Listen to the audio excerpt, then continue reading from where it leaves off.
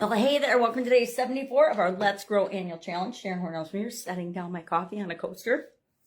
Today we are going to talk about practices, rituals, routines, habits with respect to our spiritual growth and development. And I'll share a couple of mine, and then our action item today is to share one of your spiritual growth habits. Share one thing that either is a habit already or you're going to make a habit going forward to help to grow spiritually. That's the whole purpose of this year's challenge. So just share one thing that you're going to do. I'll give some examples. Meditation, for example, is a spiritual practice, a spiritual habit. I have a meditation, hypnosis, affirmations app on my phone called Believe from my friend Victoria Gallagher. And I think it's brand new. She had Hip Talk before, and I think I had done 1,000+ days in a row on that app. So I think it's a habit. But I had one time where it fell off because I was traveling and I missed the 12-hour, 24-hour mark to go on there. But otherwise, literally I've used it for thousands of days. Now the new Believe app, I think I'm only up to 22 days because I got on there the first day, but that's all there are. And I've got some responsibilities coming up that might squeak me out of my 24-hour window, whatever that 24-hour is set for the app. I don't know what it is, and that's part of why I miss it. But meditation, hypnosis, and affirmations are an absolute habit and practice and ritual for me, not just for spiritual growth, but for growth in other areas and aspects of my life as well. Journaling is another habit that we can form or practice. We can have a gratitude journal, which helps us spiritually. We can have a journal of lessons learned. We can have an awesomeness file or something that we keep, things that build us up, feed our soul and our spirit.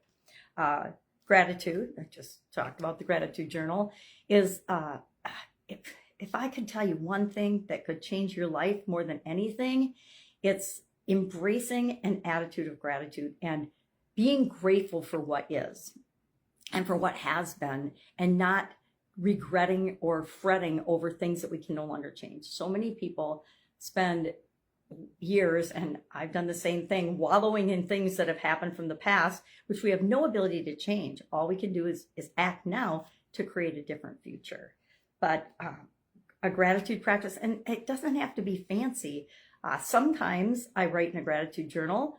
Most of the time, just before I go to bed and when I first wake up in the morning, I think of 2 or 3 things that I'm really, really grateful for, that I appreciate or I feel fortunate about. And then right before I go to sleep, I do the same thing. I think of 3 things that either have happened in the day or I've just reminded myself of that I am so grateful and happy about.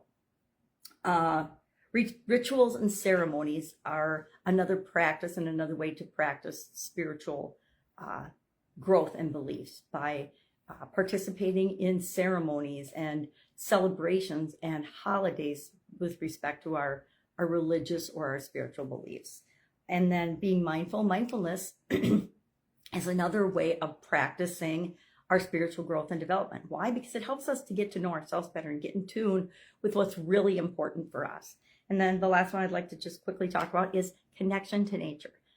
I don't know about you, but I discovered about a decade and a half ago, and prior to that, but especially a decade and a half ago, the power of and the rejuvenating power for both my mind, body, soul, spirit, everything, by going outdoors and spending some time in nature, letting the sun shine on my face, going for a walk, even if it's just looking out a window in the bitter cold winter and letting the sun shine on my face, that just helps to recharge my batteries in so many ways.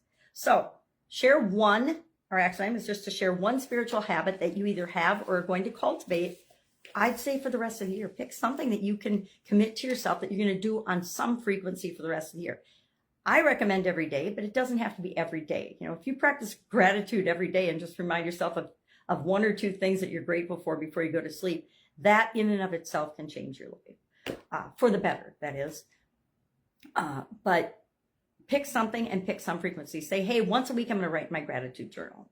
And you don't even have to say what day, but just commit to yourself, 1 time a week, I'm going to do this, or whatever is right for you. All right. If I can help you in any way, ask. Otherwise, have an awesome day, and I will, of course, be with you tomorrow.